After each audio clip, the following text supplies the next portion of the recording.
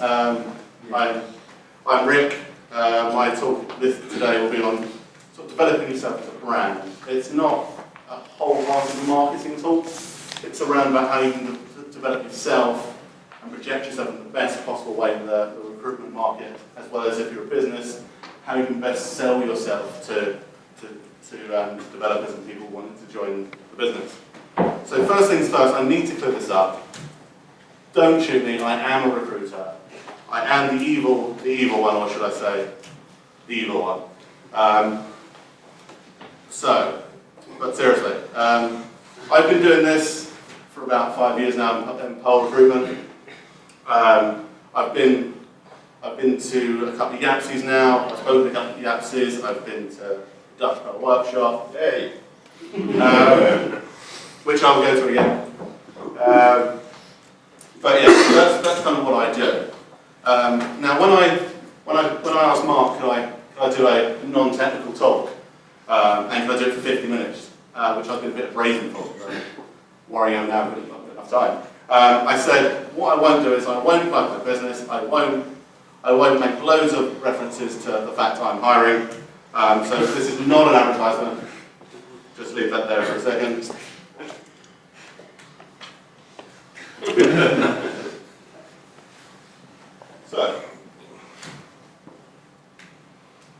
So branding, it's more than a logo or more than a CV.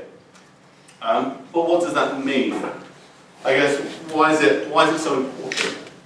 Why is projecting yourself so important? Because in a competitive market as it is, both in hiring and both in looking for work, we need to be above our competition. We need to stand apart. And that's more than just for a company, a careers page, or for a developer, a CV. But we'll come on to all of that shortly. So let's talk about candidates, which I appreciate most people here would be looking for work. So, is it all about the CV? Yes, that's a vital tool. Yes, that's the first impression people will get. But is it all about that? It does give a clear insight to who you are. It is a snapshot of your experience. So it's who you are on paper. But the question you need to ask yourself, is it everything? Is everything I've got on here me? Does that project me in the best possible way? So, and how should our CV look? So if we do this in stages, first things first, as someone who receives a lot of CVs, please do it in Word. It's PDFs, when we have to convert it to Word to send it out and put it on our system, it goes skew with. If we can try and condense it to Word, that'd be amazing. So personal details, and then I like to talk about a profile. So this again is telling us who you are. It's objective, because most hiring managers will tell you, they will skim through a CV in about 2.5 seconds. And what's going to stand out from that? It's the first bit they see, it's who you are. So showcase that, show who you are. And then the technical skills, I don't know if the slide's clear enough for you to see.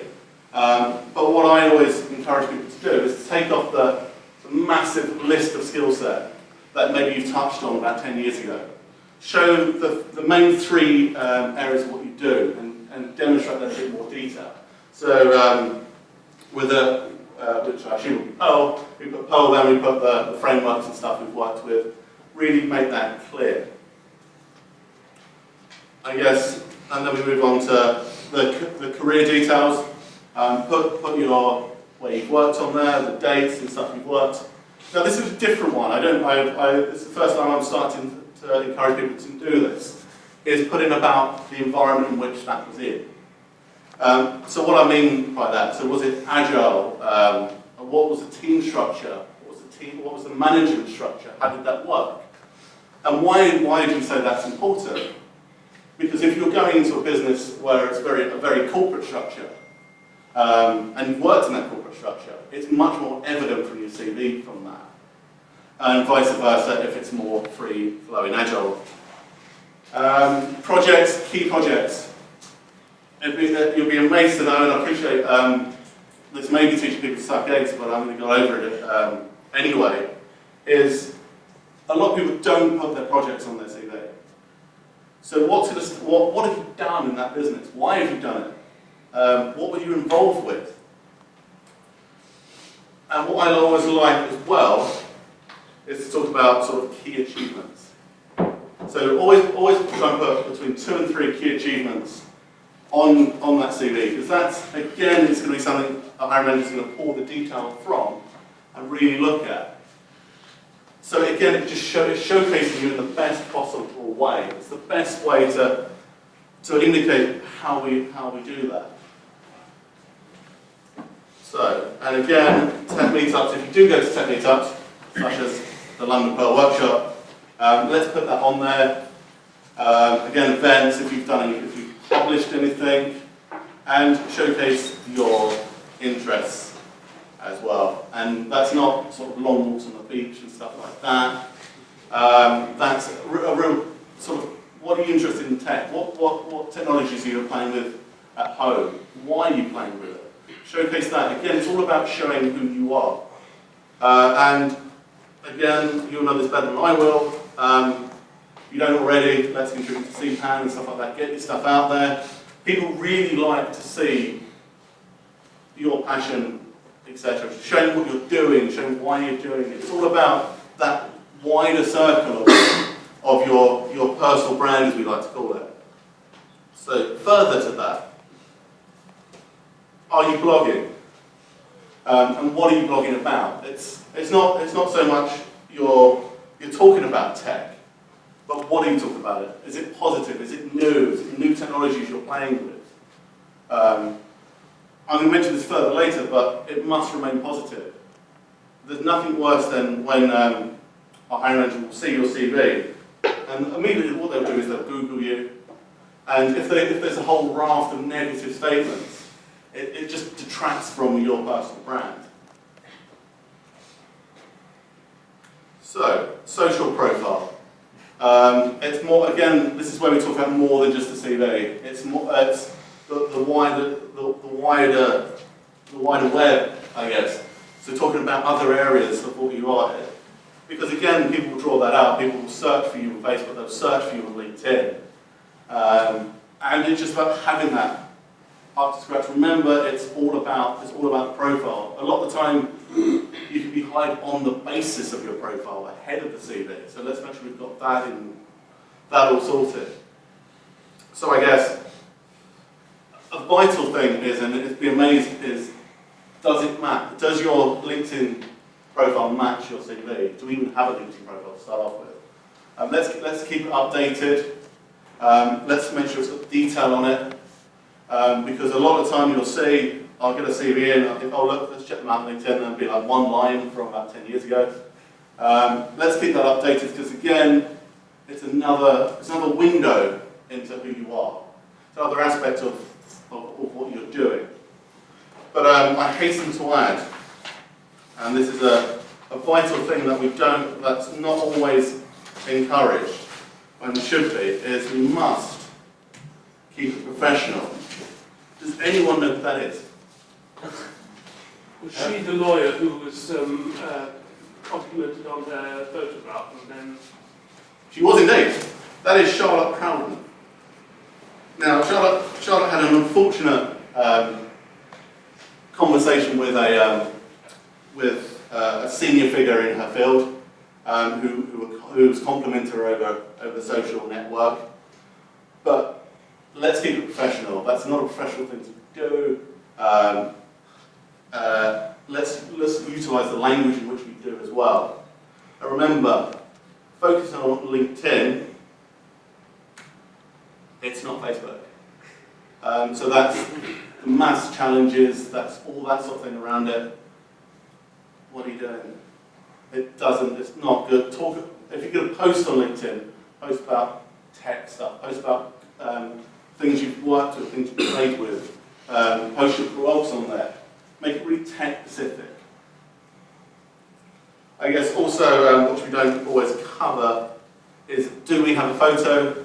There's nothing worse than when you're getting looked through a profile, just a grey screen. People want to again see who you are. Again, it's another window into yourself. But again, word of warning: Do we have a photo? But then again, do we have a photo? It's something we're always constantly working on. But pictures of you and your mates having a few beers, probably not the best for LinkedIn. It's always a good professional headshot, or the cartoony thing people are looking at these days. But yeah, let's just be clear on what our picture looks like. So, are we getting viewed? How are we doing that? That's again by you're more likely. I think they said it's 10 times. You're 10 times more likely to get viewed if you have a photo. So that's going to push that up. And why is that important? Because it pushes your profile up on when you type in Perl Developer or whatever you type in on LinkedIn. The more you have around it, the more SEO'd it is, the more views you're going to get because it's going to come up first. So let's look into that. Then, I guess, to like or to comment, that is the question. What do I mean by that? So again, I'm sure you'll know this, but if you like something, you appear in other people's news feeds. However, you get more traction if you comment. Again, let's go back to our previous conversation. Let's keep that professional on what they're commenting. Whether you agree with them or not on what they're saying, and say one of the Perl groups, let's keep it professional, but let's keep it encouraging as well. And again, you're far more likely to get picked up if you're sharing articles from LinkedIn.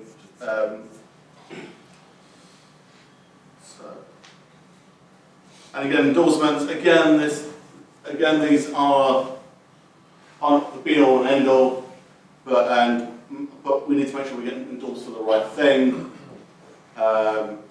Again, let's try and this pushes you up again on the rating on the reviews on LinkedIn. And I appreciate it's pretty much recruiters that use LinkedIn, but it's an amazing tool at the same time.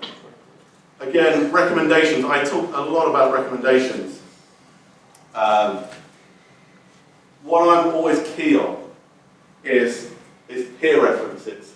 And what I mean by that is, if you're coding away in person and you're sat next to someone who also is coding away, you get so much more weight if that person recommends you. Yes, they're probably your friend, but I can work with this person. I know how they work. This is how they work. It's a real powerful tool. I always say I placed a candidate off the back of a LinkedIn profile with one recommendation, and it's just a way to build that because it's the recommendation is such a powerful tool. It's such a thing you can see and draw out of. You get so much more from it. So if you haven't done already, I would encourage you to send these recommendation emails to colleagues you've worked with, especially if they're well respected within the market. It just adds weight to your CV. Again, I can't stress how powerful tool that actually is. Now, let's move on to Twitter. Now, I'm sure we're all on Twitter. If not, I always recommend the Perl Rick Twitter account. It's an amazing, full of insight and wit all the time. But again, let's talk about, like we spoke about earlier about professional. It is important what we say. Again, we must talk about. Again, it's important to talk about the tech side of things. I keep going back on this. I apologise for repeating the same point, but it's all about showing who you are. Again, this is a tool. I know a company I work with who they will follow you on Twitter for 2 days before approaching you, just to get a feel for what you're talking about. And I spoke to the recruitment manager there, and I asked him why he was doing this, and he said because I've been turned off so many times by people who have negative Twitter profiles, who are just talking about the wrong sort of thing, who are encouraging the wrong sort of thing, like Miss Hopkins here. Again, always be positive. No one likes to read negative comments all the time. And whereas in any other aspect of the world, Silence is not golden. No one likes to see someone, the last time they tweeted was in August 2012. It's important how we're up to date with that. We're utilising, talking about the new things that are coming out, and I guess for you guys, Pulse 6 would be good things to start tweeting about. Now let's move on to the wider range of of how we conduct ourselves at work. How we behave in work does really matter.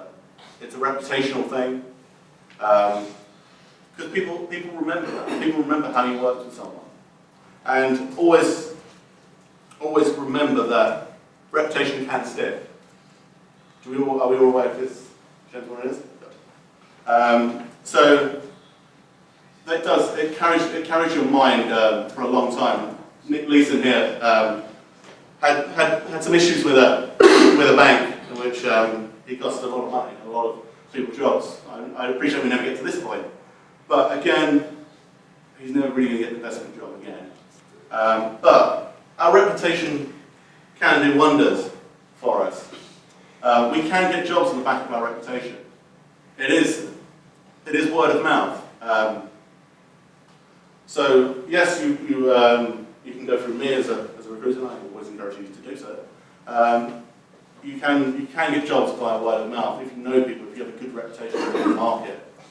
But you can change your reputation through hard work and through community work. But again, I'm going to leave this one with you. It is a matter of opinion on reputation.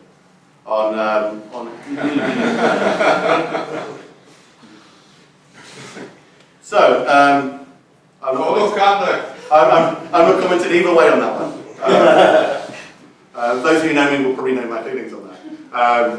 So, let's talk about the community. Are we known in the community?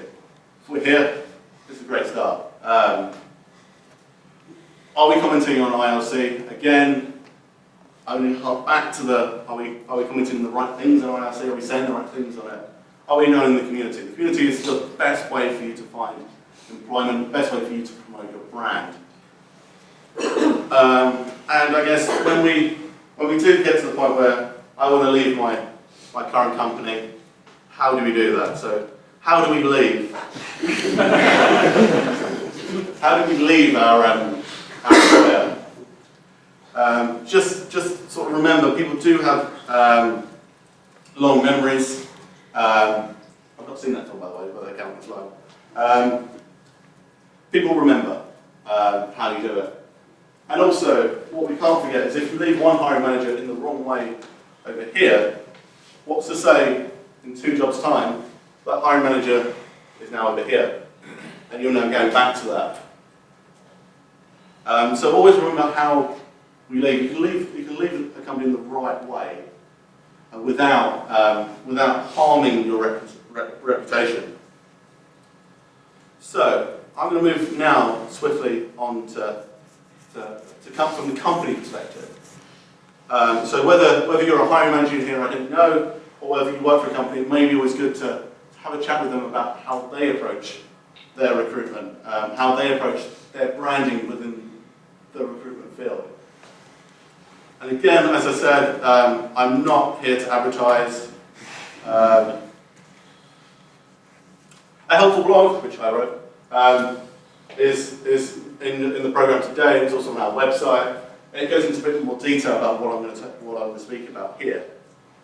So you can find that on the Lego website.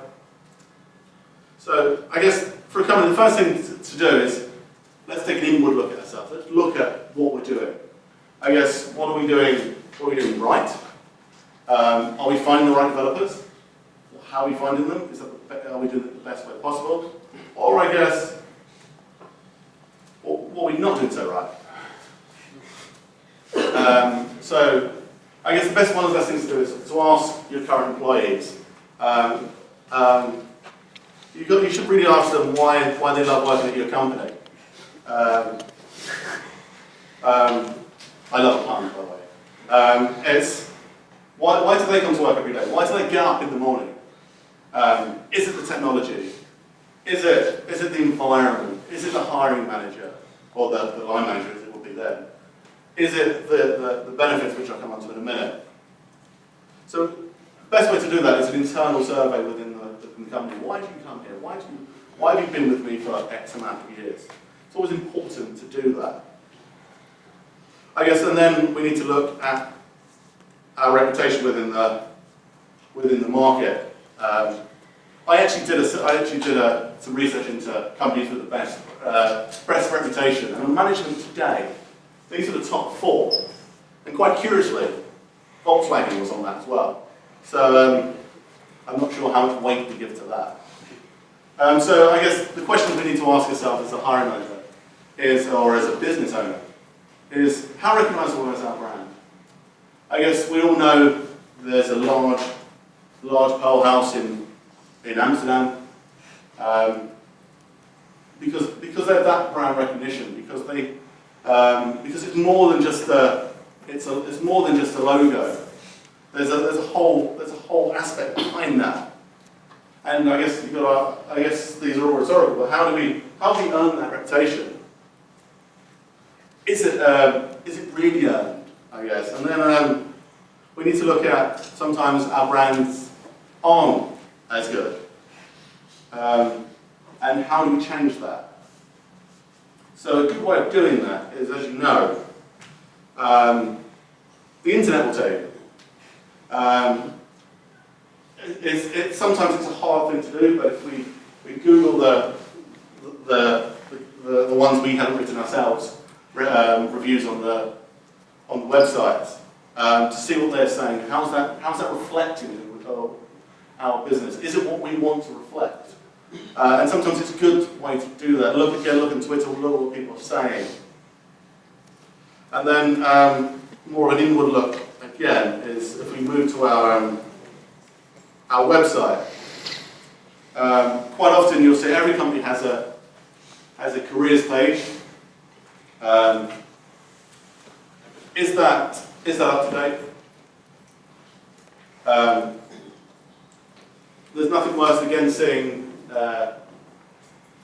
jobs that were posted 2012 that went outdated in 2012. It's important we constantly update that. It's important we project what we want to project. And even if you don't have any vacancies at a business, it's always important to have something on there. Talk about the type of roles you would have, and the type of people you want to work with, maybe social profiles. And I guess, are we using the most modern technology? Again, this is an inward question for you to ask. Are we adopting what's coming out? Because it's what people want to utilise. How to integrate that, I'll leave that up to you. But again, it's what people come to work to do, is play with the new technologies, use them. And I guess management style. Are we allowing our staff to have freedom, or are we telling them every step of the way what we do? Yes, I appreciate there are junior members of staff that need that encouragement, but if you've got senior guys, let them fly. Let them take ownership. Let them take control.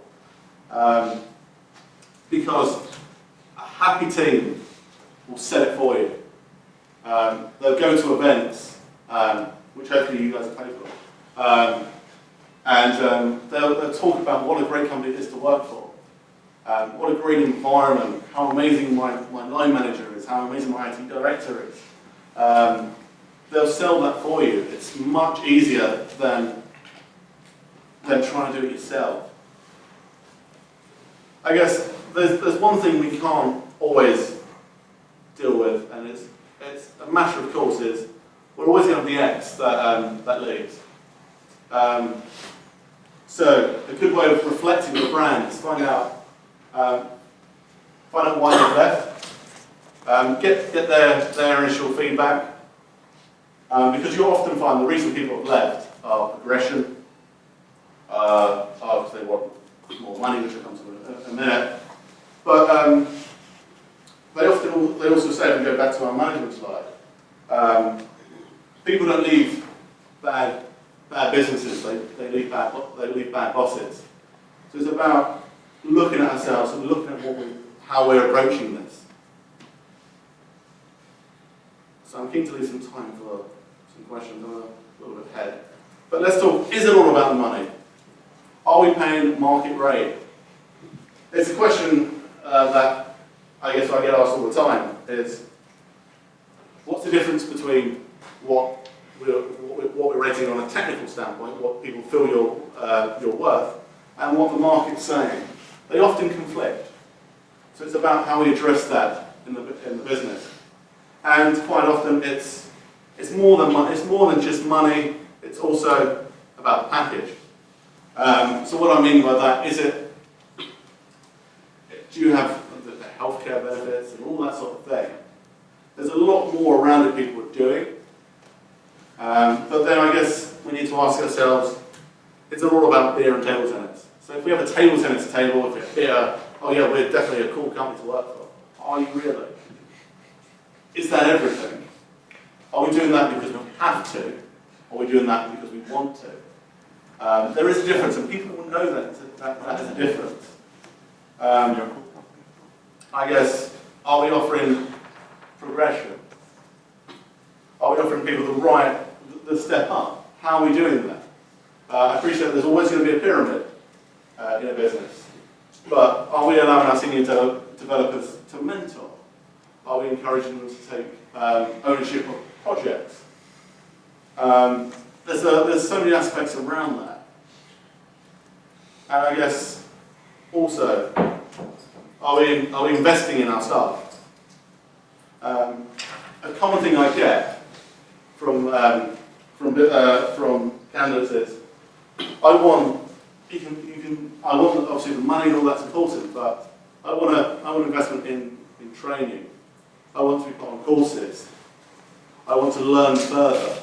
So people will stay. If you're constantly offering new ideas, new training aspects, paying people to go on courses and to learn, then you get such a much better aspect to it. And also, are we known in the community? Again, are we sponsoring events? Are we taking ownership of that? And I guess we've also done what can I do? We've looked at ourselves. We can invest in our time and stuff like that. But I guess only you guys have the answer to that question. Are we doing everything right? Are we investing in our staff? Are we investing in training? Are we paying the right rate? These are all questions we should be asking ourselves to do, and I can sit with people and go through market rate and stuff like that, and then develop from there. So I guess I'm currently running at 35 minutes, so we've got 15 minutes time for questions. Whether that's questions on what I've said, whether that's questions on you vehemently disagree with what I said, hopefully not, or whether that's just questions about the general market. But now, as I've finished my actual talk, this is an advertisement. So this is an ad. Yeah, questions, thoughts. Anyone found? Let's talk about the market and technical rate. Anyone found often that the rate you're looking for is not always the rate that companies are offering? Anyone finding issues around that? Anyone? Unrelated to that, but how important do you rate things like LinkedIn? Because I kind of half-heartedly update it every 6 months, but that's about as much as I want. There are various different schools of thought on that. As a recruiter, we love LinkedIn. It's what we do. We sit on it more than probably anyone else does. But I think it just adds weight to your CV. Maybe not so much if you're not looking for work and you're comfortable in looking for work. But if you are, it just helps support your application, I think although generally you'll normally find the person that's looking for work is the person that's updating their LinkedIn profile. But it is a really good, strong supporting statement to that CV. Yes. Do you see more developers looking for work, or more companies looking for developers, or is it evenly matched? Or We're in what we call a very much candidate-driven market. So there are a lot of companies who are looking, and I always hasten to add, I always try to make my talks positive, but there's a lot of negativity around the whole market's dying. There's not any jobs. That is just not true. There are lots of jobs out there. So there are plenty of jobs. If you are looking or you are looking for work, there are often a number of opportunities, both at junior, mid-level and senior, across the board, both in London and out on the outskirts, and up north as well. Sorry, I was late, so I missed your talk, unfortunately. That was amazing, by the way. Sorry for it. But I noticed, I mean, some companies give tests. Yes. And then of course there's always, people that have, code that's, functional on their website that can show what they've done.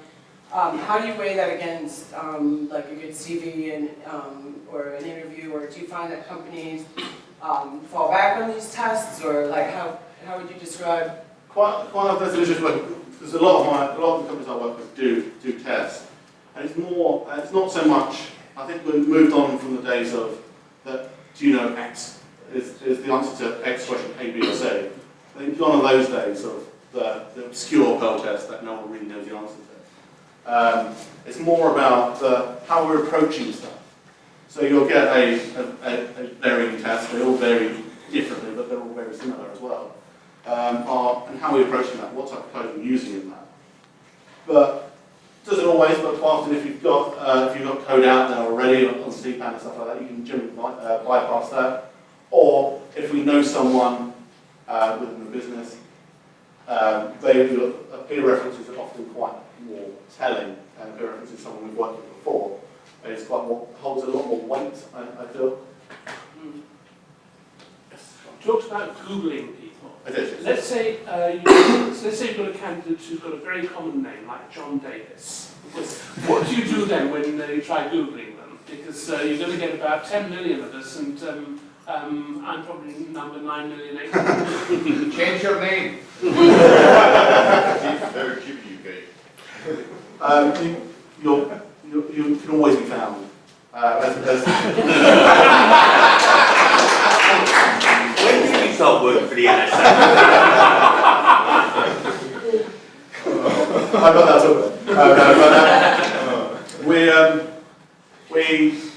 we can always find something. There's various ways of searching and stuff like that. So you can always find someone. But I'd say not every company does it, but quite a lot do it. What I'm trying to get at is I get 10 million, and I don't know what's I'm looking for work, and I'm trying to find out what people are seeing about me, and I don't know which John Davis they're finding. So. We can do an experiment. If we had Wi-Fi, we could do an experiment. But we can have a look at that, and I can sit here with that. Anything else? How do I scrub my past history online? I'm going to leave that one to you. As a recruiter, have you noticed yet any problems, I guess perception problems with Perl, the name referring to two things at the same time? Perl 5 and Perl 6. To be honest, at the moment I've not come across much on the Perl 6 side of things. But in terms of perception of Perl, that's something I think we've all spoken about at length over the years. Yes, but we have as a community, but I'm asking you as a recruiter, which is a little different. I guess the only way I can talk about is the people I speak to. So if we're speaking to junior candidates for a Perl business, let's take that as an example. I often get people who say, no, I'd rather learn Python, I'd rather learn PHP. But it's not until we explain what we can get from Perl is when we can really sell them back into it. So yes, there is still that slight negative connotation to it. But there is a lot of height. I was talking to someone last night. There is a lot of height, not just in the Pearl bubble, but outside of that, around about the Pearl 6, and how that's affected. And people outside of our world are aware of that. So we're halfway there. We're getting there. Anything else? Sweet. We're a little bit early. So yes, I heard someone shout for coffee. Yes. You can get it from the